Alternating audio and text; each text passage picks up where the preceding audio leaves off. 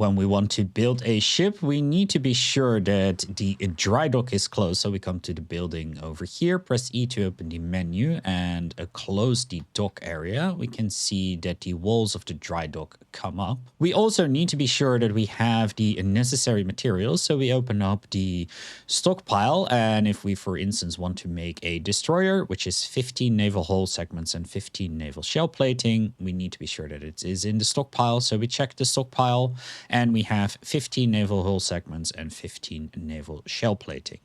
Moreover, we need to be sure that we have a 10 megawatts of power available. So we come to the power pole over here, we press E to open it up, and we can see we have 10 megawatts of power available and none is being used. So to start the production process, we can simply press E to open the dry dock menu, and in the production panel, we can left click on the destroyer, and that will start building the destroyer. If we press E to open the build menu, we can see that there is a progress bar, and that will display how far along the build process we are. Now that the destroyer is ready, we can see that the dry dock filled up with water and that our model is the full model as it would be in game. If we want to board the destroyer now, we can hop into the dry dock, and when we are close to the destroyer, we can see in the bottom left it says press E to climb aboard. So we press E to climb aboard. On the destroyer there are multiple battle positions. Most of those battle positions, however, are not accessible as long as the anchor is up. So we come to the front of our destroyer to where the anchor icon is. We can see in the bottom left that it says press E to raise anchor. So we press E to raise the anchor, and it says that our ship must be undocked. What this means is that our gangways are still out. So we come to the gangways over here, press E to pull this one in. We come to the other gangway in the back of the destroyer and press E to pull that in as well. Now if we come to the front of the destroyer, to where the anchor icon is, we press E, we can see that the anchor is raising, and if we turn our camera around, we can see that when the anchor is raised, it is visible at the hull of the front of the ship.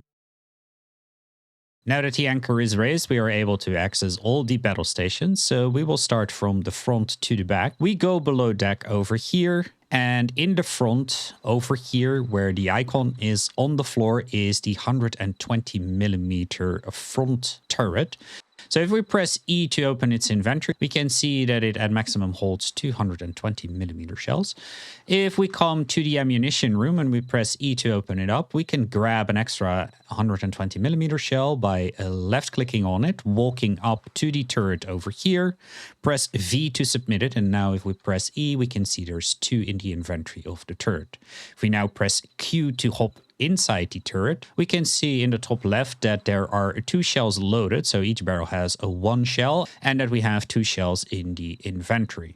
In the middle of the screen, we can see to what distance our cannon is set, at what azimuth we're aiming, and at which fire mode we are, currently in indirect fire mode. The distance on the 120 millimeter turrets on the destroyer goes from 100, which is the minimum, to 200 if we use the mouse wheel. The rotation on the front turrets is about 270 degrees. If we want to fire our 120 millimeter cannons, we simply left click and that will fire 1 shell. And if we left click again, we fire the other shell. We can see in the top left that we have no more shells in our barrels. Now, if we press R, we reload 1 of the barrels. And if we press R again, we reloaded both the barrels. Now, if we left click in quick succession, we can see that we are rapid firing. If we press Q to hop out of the turret real quick and we reload the turret with 220 millimeter shells, we can press a Q to hop in, and when we're in it, we can see in the middle that it says Shift F to change fire mode. Direct fire mode is meant for a short range engagement. So if you're up against a ship that is very close to you, you can switch to direct fire mode. And if you, for instance, aim at the other destroyer over here and I left click, I will shoot immediately what is in front of me.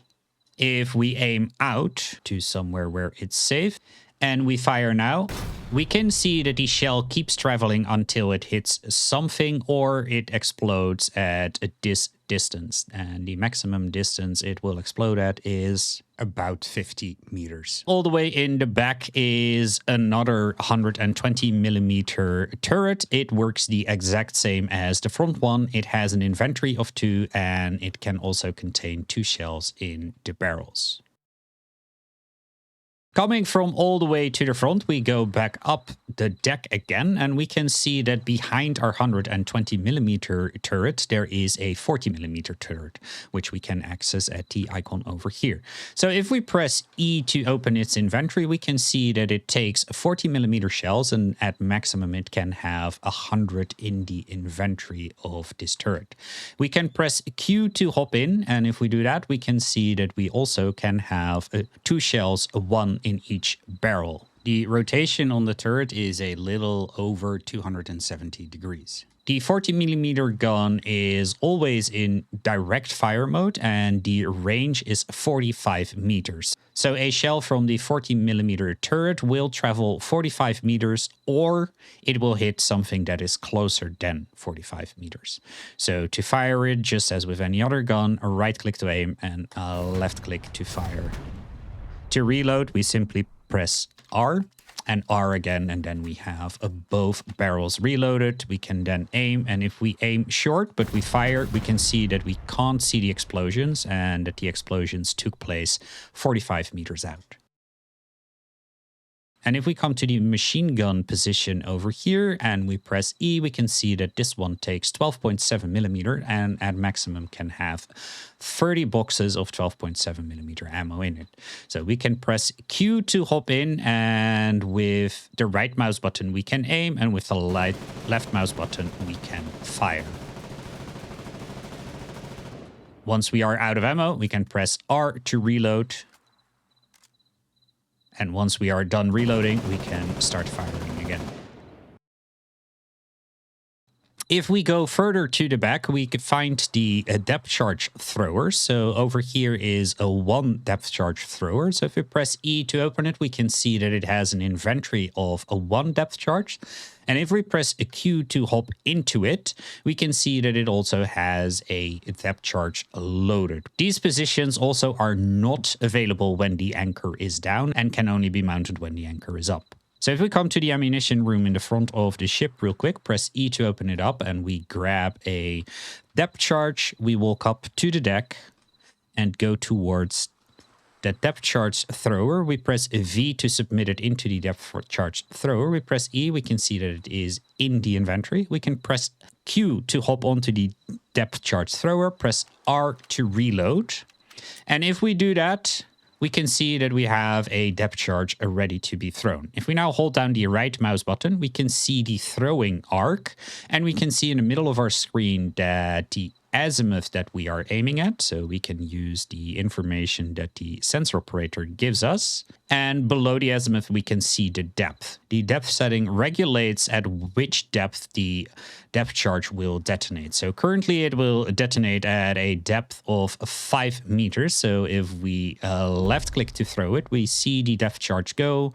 And once it reaches 5 meter depth, it will explode.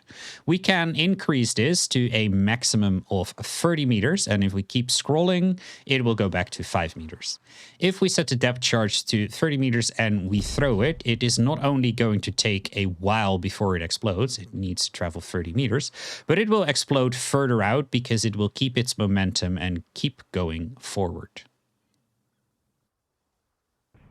And we can see that it explodes all the way over there. And that is because we threw it in here, but it keeps traveling until it hits 30 meters depth and then explodes. All the way in the back of the destroyer is the base of the destroyer. Here we can set our spawn. So if we press E to open up the inventory of our destroyer, we can come to the actions panel and click the icon that looks like a house. That will assign this as our spawn point, and we can see that it says this conqueror is now your forward spawn point. Since the destroyer is our spawn point, if we now drown or die, and we wait till our respawn timer runs out. We click the spawn button and we can see that we have the option to spawn in our large ship. And if we click that, we spawn all the way in the back of our destroyer. In the middle segment of the destroyer are the two engines, so a right engine and a left engine.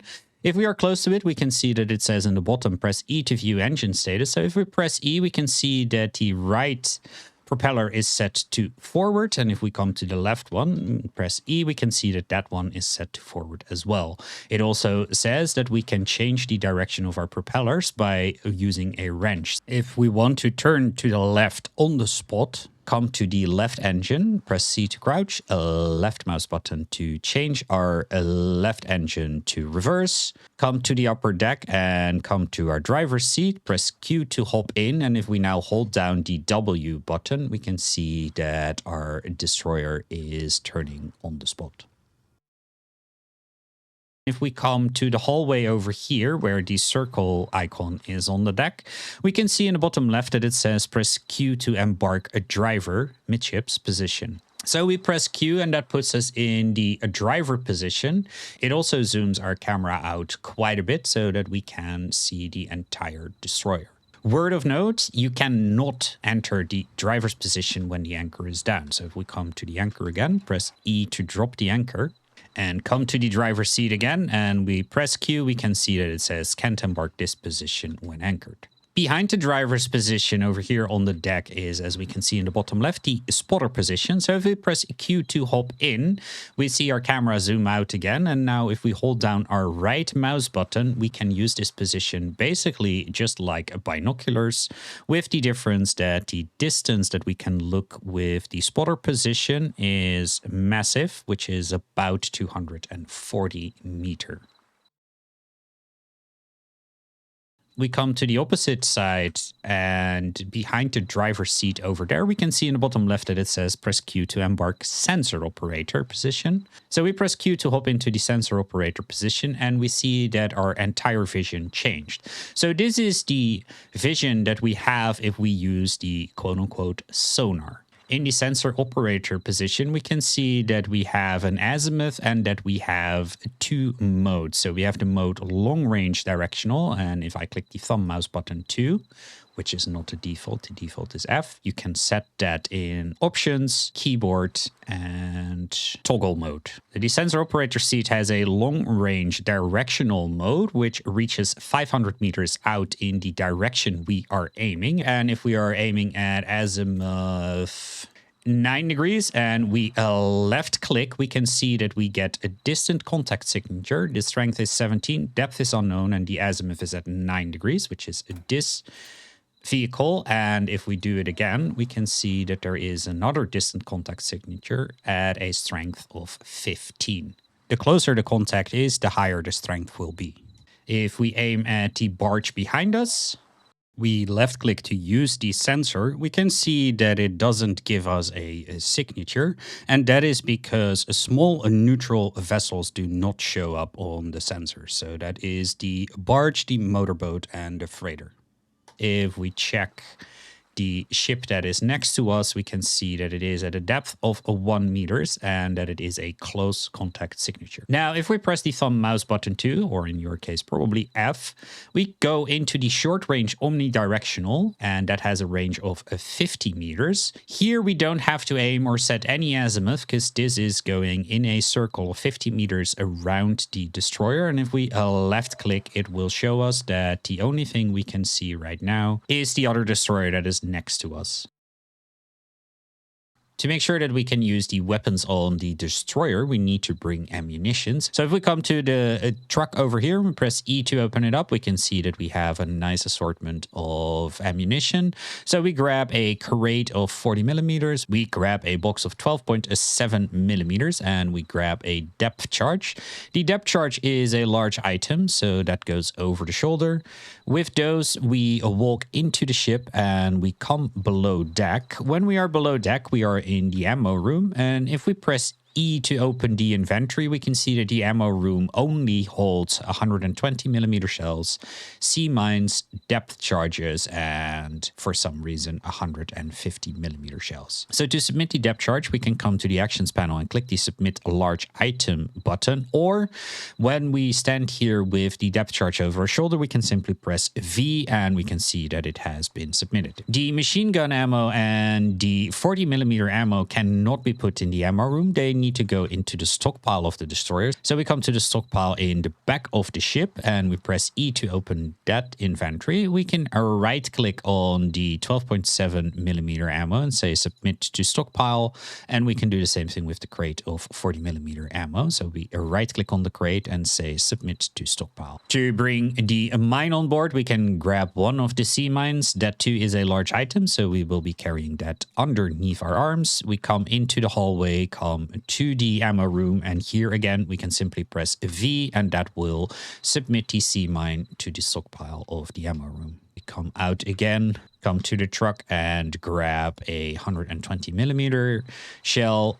That is a large item as well, so it goes over the shoulder. Come to the ammo room and press V to submit it. Now, another way of bringing in 120mm shells is by producing crates of them in a factory or a mass production factory, stacking the crates into your inventory and then walking them onto the destroyer. Coming to the ammo room, pressing E to open the inventory and then right-clicking on the crates and selecting submit all to stockpile. Just as any other recently pulled vehicle or built vehicle, this destroyer has a tiny bit of heavy oil inside the fuel tank. To refuel it, I have a Stolon with heavy oil parked on the dry dock, so I can just click the refuel button and that will start refueling the fuel tank. And if we look outside, we can see that a hose is thrown out between the Stolon tanker and the destroyer. If we want to stop the refueling, we can press E to open the menu again and come to the actions panel and simply click cancel refueling. If we then press tab to open our inventory and we equip a jerry can of heavy oil and we walk to the middle of the ship and we hold down the left mouse button, we can see that the destroyer has a fuel tank with a maximum capacity of 1,500 liters. From the deck of the destroyer, we can also put mines into the water. So we come to the ammunition room, we press E to open it, and we click on the Seamine icon. That will put a Seamine in our arms. We can come to the top deck and to the side of the deck, and if we hold down the right mouse button, we can see that we can set the depth at which the mine will be placed. So we can change that by using the scroll wheel, and it goes from a minimum depth of 15 meters to a maximum depth of 30 meters. To place the mine, we can simply left click, and that will now say too close to adjacent mines, and that are the mines that are over there. So we move up to this side of the ship. We hold down the right mouse button to aim to the side, and we left click. We can see that we are assembling the Seamine, and we can see that the Seamine is set. When your ship springs a leak, you can see the leak on the side of the ship where the water is coming in on the inside. Or if you look on the outside, you can see one leak over here, but that's above the water line. To repair the leak, we can simply hold our hammer in our hand, and with basic materials in our backpack, we walk up to it and we can start hammering it. We can see the repair value goes up. We can also see that on the bottom of this segment is water. If we want to stop the water from flooding the rest of the ship, we can close the bulkhead over here. When all bulkheads of a segment are closed and there are no other leaks on the ship, the water will always be contained to that one segment. So if the level on both sides of the door is different and we come to the bulkhead over here and we try to open it by pressing E, we can see that it says it won't budge. So to make sure that we can open these bulkheads again, we have to repair these holes. So we hammer in basic materials into this leak. And we can see, because we are dipping occasionally, that the higher leak is also putting water into the segment of the ship right now. And with the leak finally fixed, we can equip our bucket. And with our bucket out, we press R to reload, and that will fill our bucket. We wade through the water to the ladder, press spacebar to start climbing the ladder, hold down the W key to climb the ladder.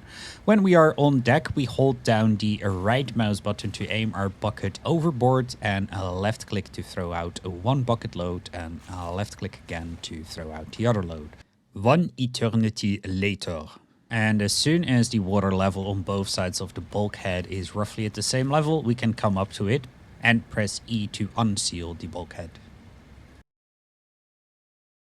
To fully repair our destroyer, we drive our destroyer to the center or repair spot of the dry dock. If we then press E to open up the dry dock, we can see that in the actions panel there is a button with 2 crossed tools, and if we hover over it, we can see that this is the repair button that will repair our health pool, our armor, and our subsystems over time at the cost of 10 naval shell plating. To repair the ship, we have to be sure that the ship is at the repair spot, that the dry dock is closed, and that the ship is not anchored. We also need to be sure that at least 10 naval shell plating are in the stockpile of the dry dock, and that we have at least 10 megawatts of power connected to the dry dock.